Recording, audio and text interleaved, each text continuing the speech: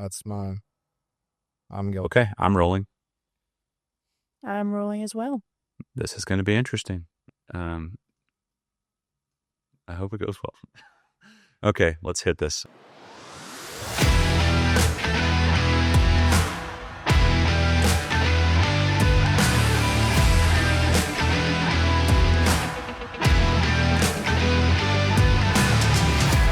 Welcome to the CWC Podcast with your host, David Selby, Justin Reed, and Andy Horton. All right, welcome to the CWC Podcast, the home for the latest news, rumors, and interviews around the sport of chuckwagon racing. I'm your host, David Selby. I'm coming to you today from Colorado. I'm on a little vacation with the family, and I've got my co-hosts, Andy Horton and Savannah Smith.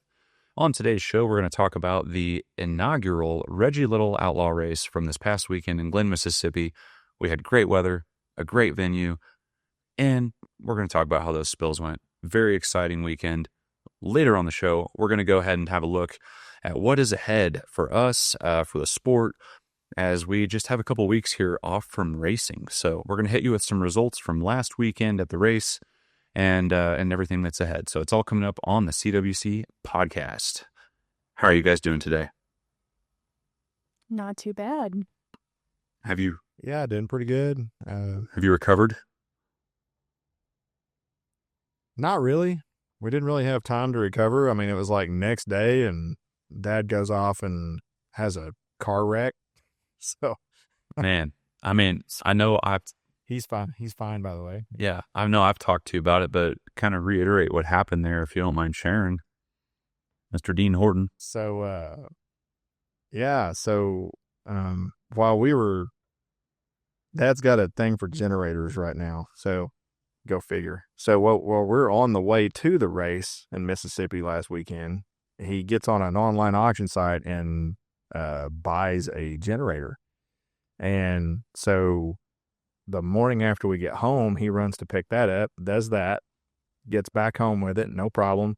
And he says, now I'm going to go get some steel, some material to work on some projects, most of which is chuckwagon racing related in some way, shape, or form. It's whether it's brackets to mount TVs or steel to build a trailer to put a generator on or whatnot. He needed some material, so he goes to Tulsa and gets around the north side of Tulsa, and some people slam on the brakes in front of him, and he's towing a trailer and can't get stopped, and so he gets shoved right into him. And Man, so now he's got,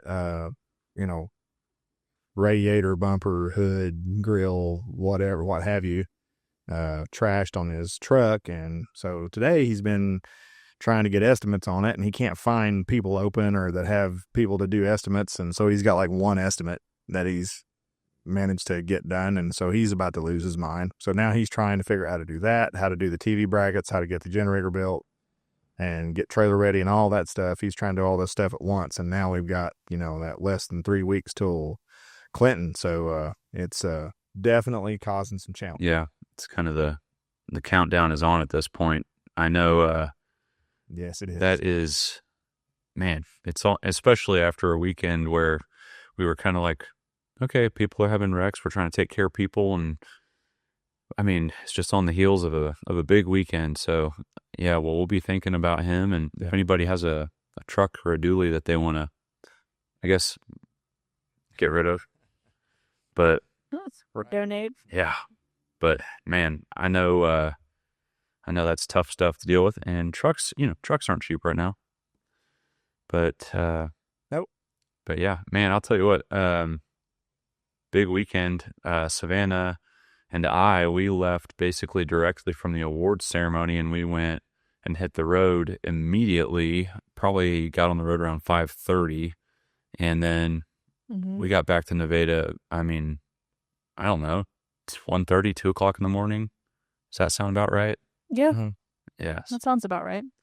And then I turned around Yeah. and I was out there shooting again at the goat ranch because we're continuing to work toward more stuff with what's coming up for their party in the pasture. So I wanted to get out there one more day before I leave to come on this trip with my family, and that was kind of my only chance to do it. So I was like, okay, I'm just gonna grind through this. And we were actually gonna leave Monday evening potentially just to try to get some hours under our belts, but we were just pooped. So I slept, got up at like 6:30 or 7 yesterday, Tuesday. We're recording on Wednesday. Got up and we got the kids in the van, got everything packed up, and we drove until whatever. Like we drove the whole day out here to Fraser, Colorado. So now we're in this Airbnb that we booked yesterday and got a great deal on it, because it turns out when you book a week-long trip like the day before, you have some bargaining power, because that place may not book anything in the next week when you're a day away. So Okay. Yeah. yeah. So yeah. So right on. Well, I'll take note of that. But yeah, so we actually stayed the night and got up Monday morning and left out. I think we got out of there about 6:30, and we didn't come home. We went to Clinton first. oh yeah, that's right. So we actually went up there and took some measurements of the pavilion and left our generator that we took with us to Mississippi. We actually left it there, so it's still sitting there. So we did that and then came home from there. So we basically had this is like a 12-hour day of just pretty much driving. So it was pretty long. We were pretty done. Golly. Savannah, did you just enjoy your Monday? Yeah. I think I slept until like 10:30, 11 o'clock, and then I got up and deep cleaned the house and went and picked up Badger. Yeah, I've been enjoying being an employee, with boundaries and a few off days, and allowing myself the permission to actually rest on those off days, which is something I sometimes struggle with. So, yeah, I cleaned the house and I went and picked up my puppy, and he had got a bath. So he was all nice and soft and clean, and we just hung out the rest of the afternoon. Yeah. For anybody that doesn't know, Badger is not her boyfriend. Badger is her puppy. And That I picked up at Baker, Spain, doing interviews Yep. spontaneously. yep. So if you're trying to get rid of any stock, just offer it to Savannah when she comes through your campsite. I do not have room for anything else. We already saw a horse this weekend, and David was like, "Oh no, now are you going to bring that home too?" Like, I was going to make a joke about it, but I have, what is it, a 1/16 of an acre, 0.16 acres? I don't think a horse would fit back there. And renting it. So, Oh, Right. yeah. Yeah. God bless. That'd be hard to hide. it's Right. Well, depending on what camp you hang around and interview at Clinton this year, you might end up with more than a puppy, especially if you go to say Marcy and TC's camp. You might actually get a real bad. Who Oh, knows? God bless. No, thank you. Nope, It could happen. Just saying. anything. I'm at my capacity with pets. I'm so happy with my tiny little orange-furred family. I don't need any more. Well, hey, how about that? How about that race this We're weekend? stopping here for a bit. I want to talk a little bit more about Let's the go ahead. race. I want to kind of dig in on this.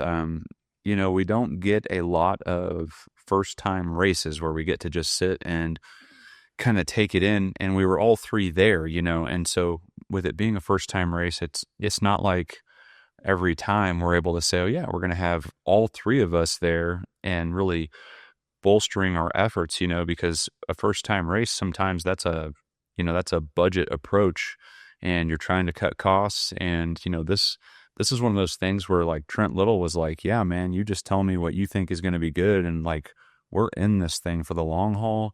We're doing this for my big brother, and we want to do it right. And then, I go out there in April and we get to talking, and it's like, well, who's announcing? Oh, I don't really know that yet. And I was like, man, I'll tell you what, I think the best announcing is when you got two people, because you can have somebody really fill in the space, and then you can have somebody really focused on, just talking about the times, focusing on the teams. And it's like, man, where do we find somebody to do that? And I was like, well, I could do it. Okay. I didn't know how this happened. So now that gives a little bit of insight on how we got there. I mean, it worked out fantastic. You did a great job. And I think you're right. We saw some of that at Whiskey Ridge, where they had two announcers. And that was, obviously we see that at Clinton every year. Right. And I think that's been a good model, the whole time. But that's about the only race that I had seen up until this year at Whiskey Ridge where they actually had two announcers. Yeah, and so when they said they were going to do that there, I thought, well, that's a really good idea. Yeah. And then you were going to be one of them, and I thought, well, I mean, considering how involved you are in the sport at this point, some people were probably like, oh man, he's never announced. What's he going to do? I think one of those people, I'm going to throw her under the bus here, was Cindy Wheeler, where she may have had some initial doubt, but I think all of that was kind of put to rest once you got through Saturday. So, well, to give a little context, she did fantastic. To give a little context to that, she ran into Andy and I while we were down there Saturday evening, and she said a lot of really nice things. This was post race day, and she said, we heard you're going to be announcing, and we were like, well, that's interesting, because I had not announced before, and so, that might not have been exactly what she said, but yeah, it was something like that. But she said, hey, she just complimented me at a high level, and that's the kind of stuff that different people use a compliment or a confidence boost in different ways. For me, it's like rocket fuel for me. I mean, that was like getting that kind of feedback from people was awesome. And it wasn't just Cindy that gave me good feedback. It was Clay Robinson. It was Trent. It was Danny Wilson. It was a lot of the people that raced. I just had a lot of people say something, and that just fills my cup up, because I'm not, I don't know. Like, I know how I am whenever I hear an announcer, and how particular I am about production when I'm watching and listening. And, I definitely am up there overanalyzing everything the whole time, but I'm also trying to settle in. And I think it's kind of fun to be in that position where you're having to live it, and it humbles you because you understand what these other people actually experience. Like, I see Dean Holman go to these races and announce by himself, and he goes to Clinton and he goes to a couple other races, and so he sees these teams throughout the year even less than I do, so he really has even less information and exposure, less touch points. And he goes up there and he has to go through all of that, and you work with the information that you have at hand. And I'm just really fortunate that I've been so involved with the sport the last couple of years, but it gave me the opportunity to look at all the teams a lot more closely up on the stand. We do all of the filming, and I tell people this all the time, like, people look like ants to us when we're filming. And they look like little colorful characters. And it's hard for us to think about the faces and the names and the team names even when we're filming, because we're just trying to compose a shot and make sure it's exposed right, and make sure the sound is right, and make sure we don't miss something, and get it all in frame, And so there's times that a race will happen that like something drastic will happen even, and I may not even fully absorb who all is involved, like, if that makes sense.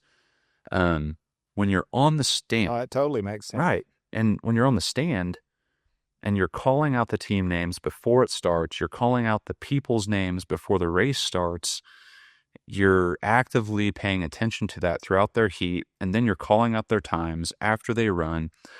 Man, that just tells me, man, if I did 4 or 5 of these, I just feel like that would help me get my head, like, how in depth I could be with the sport, how much more ingrained I could be with the sport and everybody involved, from getting that kind of exposure versus, how we're a little bit high level a lot of the time, So, yeah. Well, I totally understand that, because part of it is, well, from my point of view, for instance, I'm chasing them with a drone the entire time, and most of the time I couldn't tell you who won which heat or what time anybody got, or I probably couldn't even tell you who was in the heat, because my whole objective was don't crash or run into them. Right. So keep up with them. And keep up with them. Exactly. Savannah's dead on, because, I mean, you're trying to make decisions of how long can I stay on the starting line and not get completely left where I can't catch the lead of the race. Yeah. Because there may be an outrider having an issue or something that I'm trying to cover there, and then I try to catch the wagon. I'm not paying attention to who they are. Yeah, I'm just trying to do it. And having the show the last year has been a step in the right direction for us to get, even more exposure. We're reading these names before the race. We're reading the results. But even then, you're reading it off paper. We're flying by the seat of our pants with everything we have going on. And I'm not saying that none of that stuff is settling in. A lot of it is, and that's why I was where I did feel more comfortable on the announcer stand probably than I would have if I was somebody that wasn't very involved with the sport. But Oh yeah, but for but sure. man, it really got me. I felt so much more in touch with everybody. It was like a lot of light bulbs went on whenever I was up there actually reading people's names and then watching them run. And I really enjoyed it. It's different people probably operate differently in those kinds of scenarios. For me, the thing that you have to be thinking about when you're announcing a race is like scanning what's in front of you and thinking about what's interesting to talk about. If that makes sense. And Yeah, I know. and so and then having to deliver it in the right way. Yes. And so you have to have your processor has to be working, but you also, I just really believe that like half of the battle is confidence. And so when you have people around you, like, like if I'd hear Andy or Ann or Tom, who was announcing with me, or somebody chuckle at a line, I'd be like, hey, they found that funny. And that would give me more fuel to continue to, dig that much deeper into what I was doing. And I'm talking about all this because I just think it's interesting. Maybe other people will hear this and be like, can we get on with the show? But like, I think that the whole, like, peeling back the curtain a little bit on what's happening during a race from all the different vantage points, it's all, I think it's all interesting, but maybe that's because I'm a documentary filmmaker and I'm always looking for a story. But I did Yeah, it's probably. I did enjoy that part of doing that part of the production, and it just gives us that much more control of the production, how we can influence it to make it better. And I don't mean that to sound bad. I mean that like we actually know where our cameras are at. We had a camera in the booth on us announcers this time. This was something we were trying that Andy Horton set, Andy right here sets up for us. This is stuff that like we may not want to tamper with someone else because they're going to be like, WTF, why is there a camera in front of me? And it could be a distraction to them. I pretty much forgot about it and probably actually didn't do as well as I should have with it. But yeah, we were running the production switcher, getting another rep before we get to Clinton. We have Savannah's shot, we have Dean Horton's shot, we have Andy's drone shot, and the booth shot, all going into a production hub where we can switch between those shots. And if we were to have TVs or a Jumbotron out in the field, we can hook into any of that and we could display our broadcast or a live stream. Yep. So this is the kind of stuff we're doing right now to prepare for the future because, like Andy has said, it's coming. The time is coming.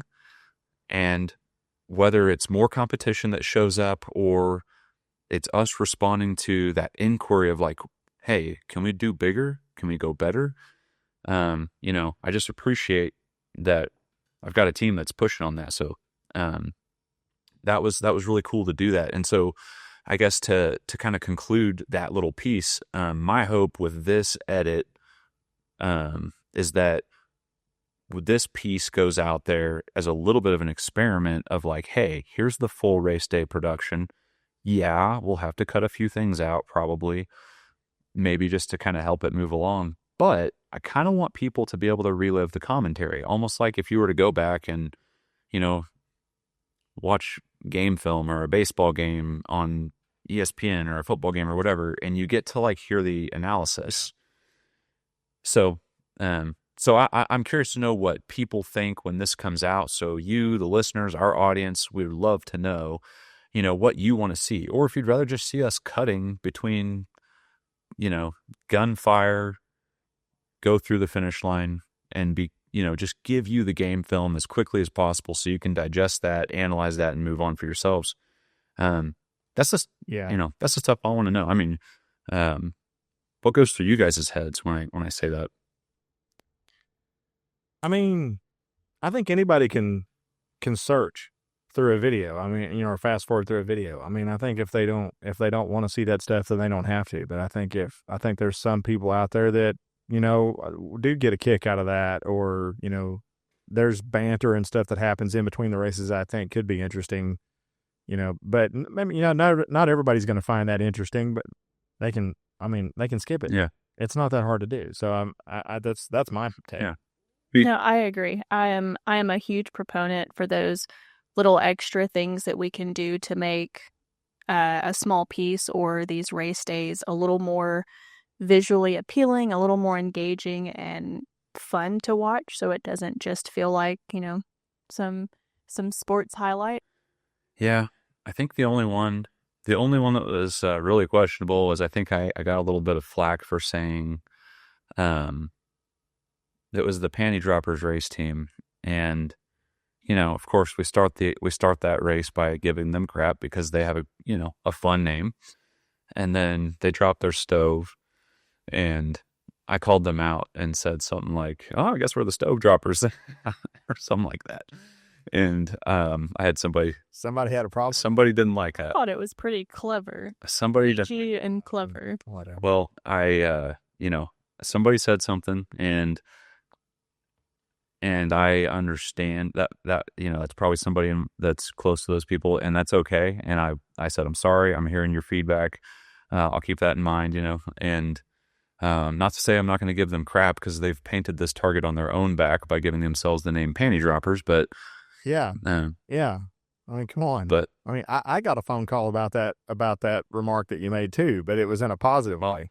Yeah. I thought they said it was hilarious. Yeah. So, I guess that's I don't think it's any worse than that line. I cannot remember who says it, but if you show up to the Chuckwagon races, make sure you leave with them, or if you're here with someone you're not supposed to be, avoid the video cameras. Oh yeah. I feel like that's Justin Leggett. As far as like PG, what's appropriate, that's right. no worse. Yeah. And it's all in fun games. Gosh. Yeah. That exact line actually applies really well to this whole deal with that CEO of that company that got busted recently. But at the cold. Yeah. It's like, yes. But anyways, maybe don't do that. Well, it's interesting, and I know we're not going to go through these things where there's several hours of commentary.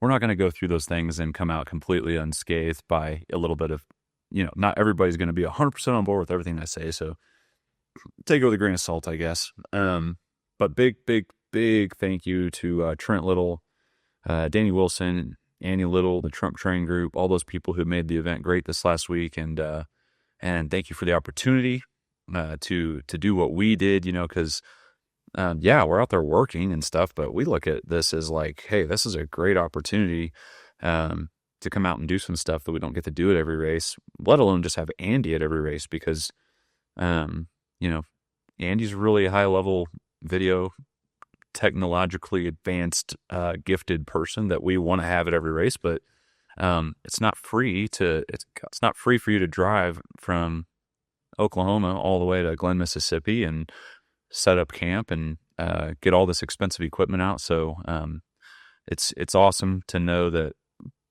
we tried that at this event and it paid off. They took the chance on it, and I think it's going to pay dividends for these guys in the future. They know that the investment for the long haul is where they're at in year one, and they it's probably not going to be like financially a huge success in the first 2 or 3 years even, but I know that these guys they're in it, and they've got a great team. So I also have to call out Courtney Lee, Jenny Lehman.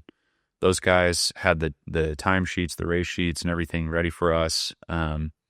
We had Miss TT from over there at Seven Springs. She was relaying times through radio up to Annie Little up there next to me, which was, turning all kinds of eyeballs up to the booth, because we had a beautiful celebrity up there next to me and Andy as we were doing this whole thing. And, I think it was hard for Thomas to pay attention to what was happening down the racetrack when we had somebody that attractive and beautiful sitting just right next to us. Oh my God. So it's hard to focus, but oh wow. But that was a blessing to have her up there. She was great. And then the sight and sound people that did the stage and everything, Jeff Elder and Sean Swan.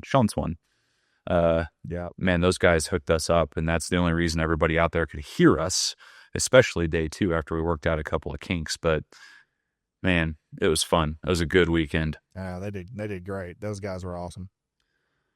I think the last thing we should hit on here before we move on a little bit is let's hit on what I feel like were the 3, maybe the big wrecks, which was really Sierra Myatt, Lucky G, and Dizzy D. Am I leaving anything out off the top of you guys' heads there? Those are the 3 that really... I think those 3 were the only ones that the paramedics got heavily involved, was those. Yep. And I know there's, every time there's a wreck, there's something to talk about. There's something big to talk about. I feel like, whether it's just the wreck itself, how crazy it was, how it could have been prevented, shoulda, coulda, woulda. In this case, this was a first time event, first time race, first time all the people there around Glenn had been at a race, had done this, the ambulance. Gosh, you talk about wrong place, wrong time. Those guys ran to the concession stand to eat. And Sarah Myatt goes down. Scary situation. Everybody's running to her. She's not moving a whole bunch. We're not sure what happened there. I mean, her horse lost control on the curve, or they missed a step or something, kind of the same spot that all 3 of these wrecks happened actually. And then, Andy's flying the drone looking to see where the heck is the ambulance. And we're on this, talk about testing you on the first time you've ever announced a race. You're like, yeah, no kidding. Yeah, we have medical professionals. I swear to God, they were here a minute ago. Yeah, I mean, it was one of those things that I guarantee you won't ever see. You won't ever see that happen again. And I actually think there was a pretty good staff there. I think we had a good staff. We had the judges doing what they do. We had the timers doing what they do. It's just, man, just like, how does that happen? To me, it does fall on the people that they had a job and they weren't doing it. So, I'm going to send them a couple of prayers, because, I know that's tough. I know it's tough for them too. And I know that they didn't intend for something bad to happen, but it's a big mistake. Anyway. All right. So let's move on here. Just to remind everybody, if you're enjoying what you're hearing today, please make sure you go over and subscribe to the Chuckwagon channel, chuckwagonchannel.com, $11 a month, $99 a year. There's a lot of stuff to enjoy on the Chuckwagon channel, including the race that we're talking about. That's all going to be there. Savannah, you'll have to help me out here. Where are we at right now on races, editing? What is the next one that we're putting? Camden is currently uploading now, slowly. She's uploading, and we will send out a push notification letting everyone know that we have both Saturday and Sunday up together all at once, so they don't have to wait for that little lag in between. And then we are starting up on Bryan, Indiana, for those of you that made that trek out there like David did. Great. It's awesome. Yeah, so we're chugging right along. I figure by the time we are at Clinton, we're going to pretty well be caught up on race footage. And then, man, let's talk about Clinton. Real quick here, as a reminder, race teams, if you haven't called in, get called in. We are just a couple weeks away, if we're being honest. Camp cleanup. I mean, I know a lot of our audience consists of racers, so get called in. They have to have that very, very soon. I know that because when camp cleanup hits, they're basically finalizing everything that has, and really before that, everything has to go to print, because they do a very nice program at Clinton. Everybody can get one. Everybody can make their notes. We're talking 4 days of racing. We got rookies on Thursday, 3 days of national championship chuckwagon racing, 4 teams across every heat. I mean, it's a gigantic event. It is the granddaddy of them all, and we need the teams to be called in, and we especially need it because we're going to be recording as soon as we basically have those timesheets or those programs. Essentially, we're going to have our show for Selection Sunday that we will release at 6 p.m. on the Chuckwagon channel exclusively, 6 p.m. Sunday, the 17th. And that's Central Time, Gerald Burkhalter in Indiana. It's Central Time. So we're going to take you through all of those heavily anticipated matchups for the 2025 Clinton race, and you do not want to miss that. Last year it went really well, and this year we're just going to build on that. I'm hoping that we can get a couple of fun guests mixed in there. I like doing the hot takes. I kind of like talking about who we think really is going to shine, because we go to all these races throughout the year. We see how people are doing. We see the times, and even beyond that, we've announced a race. So we're about as close to the action as you can get as far as being able to analyze what that looks like. And I know we'll get some flack probably for the hot takes. And I was sitting up there with Tom on the announcer stand the other day, and it was like, hey, let's have a little wager. We were wagering soda pop, and you can see Tater Wilbanks out there. That was fun. Giving me a hard time because I was not able to bet on him, and that's okay. I was betting on B&B, which I thought was still a pretty good bet. But anyway, make sure you don't miss that Sunday the 17th. We are going to have a good show. So, man, let's hit on the results from Glen, Mississippi. We've got them here. I think that we've hit everything we can for Clinton coming up. Just make sure you guys get out there. Does anybody off the top of your head, I meant to look this up, they're doing an extra event this year around Camp Cleanup.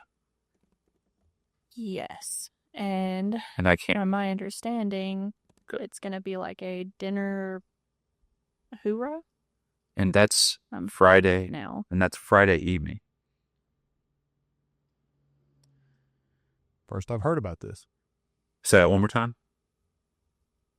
I said that's the first I've heard about this. I didn't know we were doing this. Yes, I mean, it's a Facebook post. I guess it's like, man, we rely on Facebook a lot. It's like our newspaper for Chuckwagon almost. But yeah, they're going to be doing that. So go check that out. Go check that out on the National Championship Chuckwagon race page. Also, look out for the scammers. I'm seeing more and more of these things.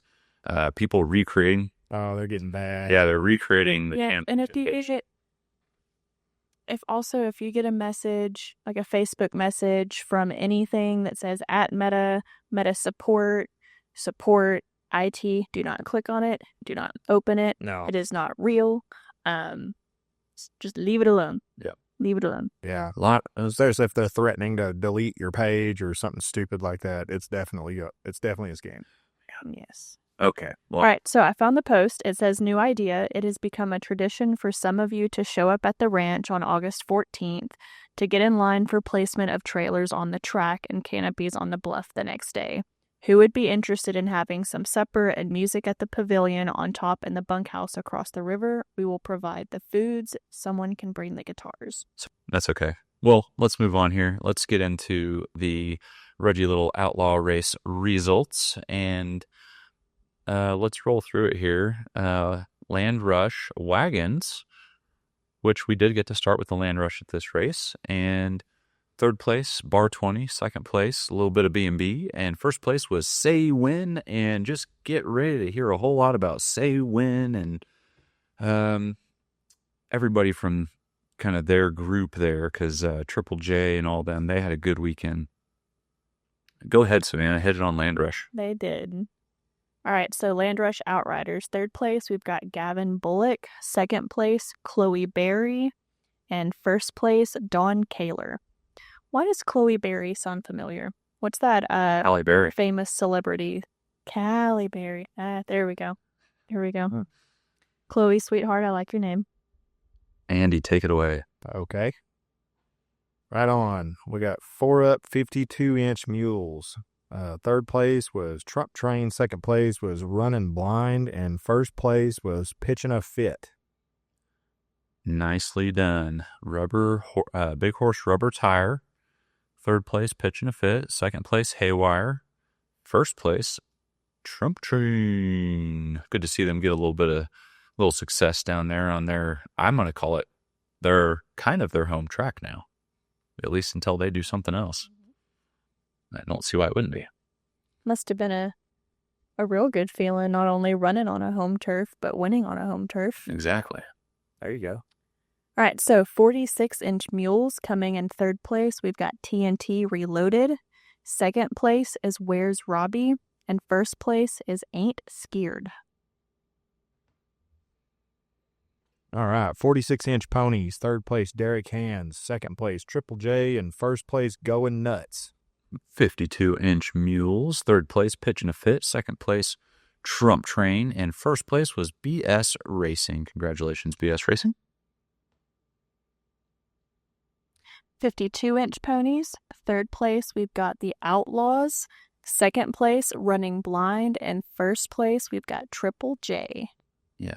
I know the Outlaws, they normally they maybe show up a little bit. They were running faster than they were qualifying. I'll say that much. They just had a little bit of trouble this weekend. I think normally they don't have that much trouble, and JD Pennington normally is just out there slaying it. But yeah, it just had one of those weekends, you know. But they were running fast. I'll tell you that much. Can't win them all. Can't win them all. Yeah.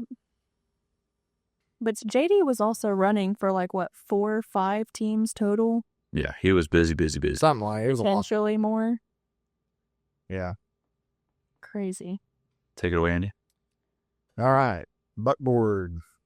We've just got 2. We got second place, Triple J, and first place, Full Throttle Loca. Man, that is what Full Throttle wants right before they head down to the big show. Big Mules. Yep. Third place, Running Blind. Second place, Outlaws. And first place was Gunner Strong. And they took care of business. They were looking pretty good. So we've got the youth divisions, which were structured just a little differently here. So we've got Pee Wee Ponies 12 and under. Third place, Jagger Pennington. Second place, Timber May Tuttle. And first place is Ellison Whitworth. Then we got Pee Wee Mules 12 and under. Third place, Ryder, is that Rakeskin? Rakes. I think at Rakeskin. That was Rakestraw. Rakeskin. Okay. And second place is Corbin Myatt, and first place was Clay Myatt.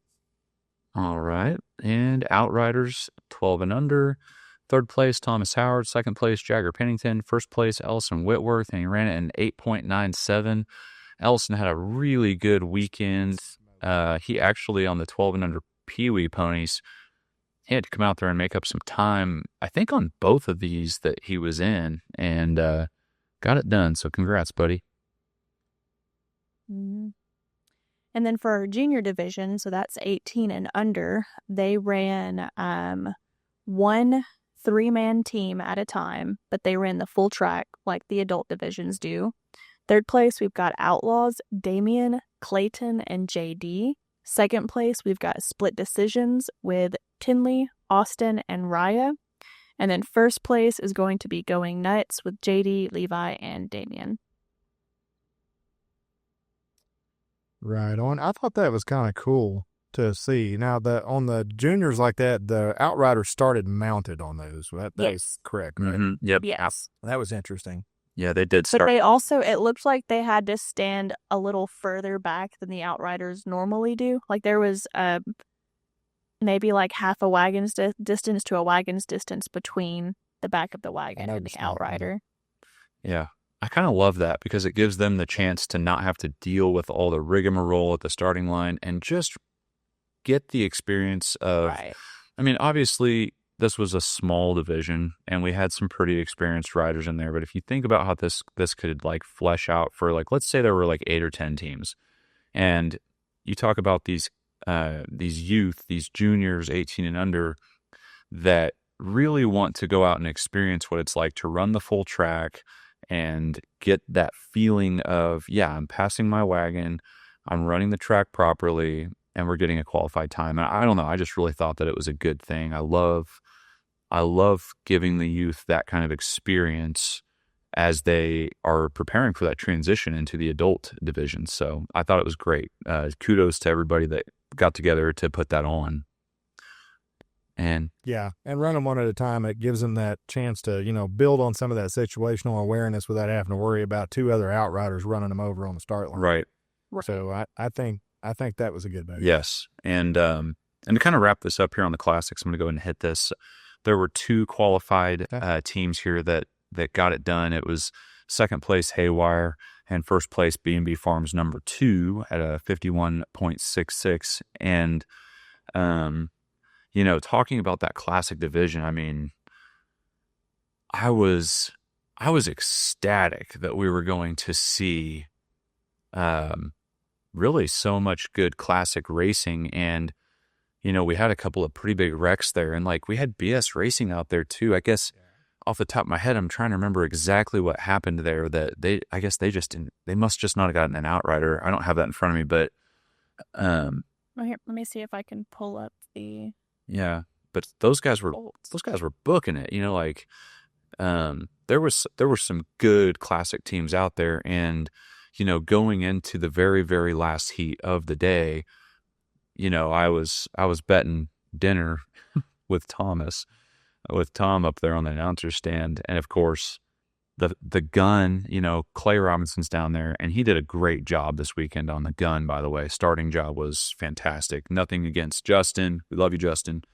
But Clay did a good job, and I know that he just he was mentioning how he was thinking it might have been sweat or something like that just he could not get it to fire. And so these two teams that had been waiting to get the classic started, just chomping at the bit to go, they had basically a missed start. And we're on the announcer stand saying, we're basically saying hey, just wait guys. Nope, stop. We got to go back. And of course they're out there running because they don't really hear the gun sometimes. They're like, cooks, load your wagons, and they start going. They know what to expect at the starting line. And so they're running full speed around the track. And then John Davidson with Dizzy D, those wheels, they just come up a little bit, and, all that force that's moving out and away, there was just no correcting it at that point, and it just almost happened in slow motion. That wagon turns over, and John and his wife go sprawling behind the wagon, which from where we're standing, we can't see what happens, but we know that B&B is trying to pass on the outside, and you're just like, this is literally the worst case scenario. And you see the B&B wagon bump a little bit, and you're like, they definitely ran over them. I mean, you're just scared to death at that point, And they're to give the update on what we were told is that John's wife has a compound fracture in her femur, from my understanding. If not, it's a hip, which is kind of all right in that same spot. And that was not good. She had to go to the hospital. John had a compound fracture on his collarbone, from my understanding, and he had to go to the hospital, and they did have to get some help to get everything home. Andy, did you hear anything else? You were there longer than we were. That was the first time when you said that just now, that was the first time I'd heard compound fracture on the collarbone. I'd heard collarbone was broke. Okay. I didn't hear that it had, which it could have. I don't know. How information gets distorted. Yeah. So, I don't want to speak on anything that I don't totally understand. From what I heard, because we offered to help get their stuff home, because they're only, I don't know, hour and a half away from us. So we offered to help get their stuff home, and the son-in-law actually came up to help do it. And from last I heard, whether it happened or not, I don't know, but they were talking like John was going to get released from the hospital that night. Okay. And that they were going to come up and get his stuff together. That's about the last that I have heard. Yeah. Definitively. I haven't heard anything solid that I would speak on. Yeah. After that. I did hear that his wife had to get surgery, and I did hear that she was going to have to get surgery again. And so, just sending sending prayers to those guys. Sending our warmest wishes. those guys are on Facebook. Everybody's connected out there on Facebook. Don't be afraid to reach out to those guys and send them, even just like a personal message to John. If you guys get a chance, send them some love. It's never easy to navigate those things, not to mention they came from states away to be at that race. And it takes a lot of work with something like that happening to get home and get, to feel probably comfortable again. I mean, I just, my heart goes out to those guys. So yeah, send love to all them. And we will probably be asking a few questions after today's show to see what we can show from those wrecks. We may try to give a quick little highlight on those. We always want to respect the wishes of the teams that are involved with these things. We don't want to show, obviously, we're not going to show something where an animal gets seriously hurt, but fortunately, animals were all up and okay from what we could tell on these. But at the end of the day, it's really about the people too, and as much as anything, if not more, obviously more about the people than anything. But like if somebody says, "Hey, I don't want you to show my wreck. I feel terrible about it," I'm 100% respect their wishes on that. We're not going to show it. So that's part of how we operate. And if you don't like it, I'm sorry, but that's how we roll. So stay tuned. We'll see what we can put out there on these wrecks. Everybody that I've talked to, everybody's doing okay. Everything I've heard, everybody's doing okay. There's a road to recovery with these things. And according to what we heard on Lucky G, Luke had a dislocated shoulder, I believe. And so he was having to deal with that. And I think everything's okay though. So if we hear anything else, we'll let you know. But yeah, it was, we talk about these wrecks, but all in all, I just thought it was a great, great weekend. There's always stuff that you can pick out from any race. I mean, even going to like the biggest productions, things happen. It's a dangerous sport, and you leave and you can talk about those things. You can remember those things that, it creates like that charged moment, that charged memory or whatever. That's, call it remarkable because you're remarking on it. But at the end of the day, I mean, that event was put on by a great team of people.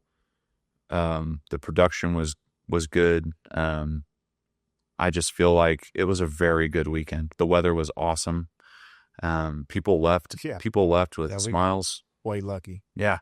It was awesome. It was a great weekend. I'm excited to go back and do it again. And they're just going to get that much better. So yeah, go check it out. If you weren't there, check it out on the Chuckwagon channel. And, we appreciate you guys tuning in. Thanks for sticking around so long. Today's show, obviously a little bit different. I'm out here in Colorado, and we're kind of doing this through a conference call / recording locally on our computers. So bear with us if it comes out a little jittery, but I actually think Savannah's going to do awesome. Thank you, Savannah, so much for putting it together. But yeah, you guys stay tuned, and we'll see you out on the track. All right. Have a good day.